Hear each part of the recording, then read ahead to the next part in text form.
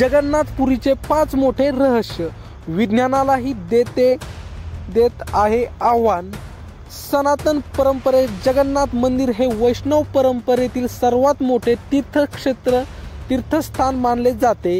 भगवान जगन्नाथाचे दर्शन घेण्यासाठी देश विदेशातील हजारो भाविक दररोज श्रद्धास्थानाला भेट देतात। ओडिशामध्ये स्थित जगन्नाथ मंदिर हे भगवान विष्णू श्रीकृष्णाचे पृथ्वीवरचे वैकुंठ रूप मानले जाते।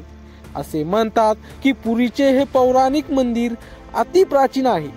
या मंदिराशी निगडीत इतिहास खूपच थक्क करणारा आहे। जगन्नाथ मंदिरातील मूर्तीमध्ये आजही श्रीकृष्णाचे हृदय धडधडते अशी धार्मिक धारणा आहे।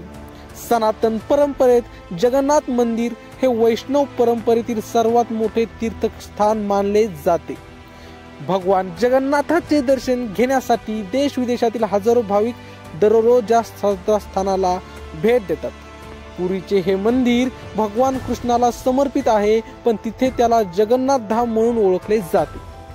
पुरीच्या या मंदिरात हिंदू धर्माशी संबंधित 4 प्रमुख तीर्थक्षेत्रांपैकी एक भगवान जगन्नाथ आणि त्यांचा मोठा भाऊ बलभद्र आणि बहीण सुभद्रा यांच्या मूर्ती दिसतात। जगन्नाथ धामचे हे रहस्य आहे थक्क करणारे। नंबर 1, असे मानले जाते की जगन्नाथ मंदिरात प्रसाद शिजवण्यासाठी 7 भांडी एकावर एक ठेवली जातात, ज्यामध्ये सर्वात वरच्या भांड्यातला प्रसाद आधी शिजतो, तर वरून खाली अशा क्रमाने एकामागून एक प्रसाद शिजत जातो। हे एक आश्चर्यच आहे। नंबर 2, मंदिरात दिवसा समुद्राकडून जमिनीवर वारा वाहत असल्याचे मानले जाते।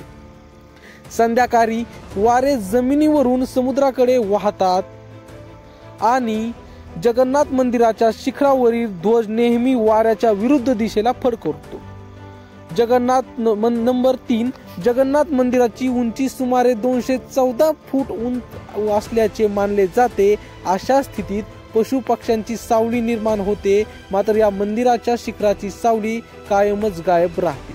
नंबर 4, पुरीच्या जगन्नाथ मंदिरावर कधीही विमान उडत नाही किंवा मंदिराच्या शिखरावर पक्षी बसत नाही।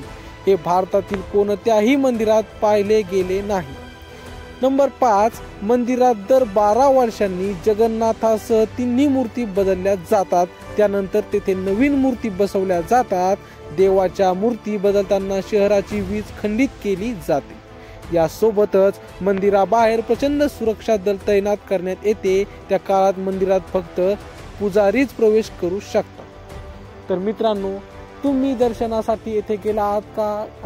तुम्हाला जावे वाटते काय? कमेंटमध्ये नक्की सांगा आणि असेच नवीन व्हिडिओ पाहण्यासाठी चॅनलला मात्र सबस्क्राईब नक्की करा। भेटूया पुढच्या व्हिडिओमध्ये, तोपर्यंत धन्यवाद।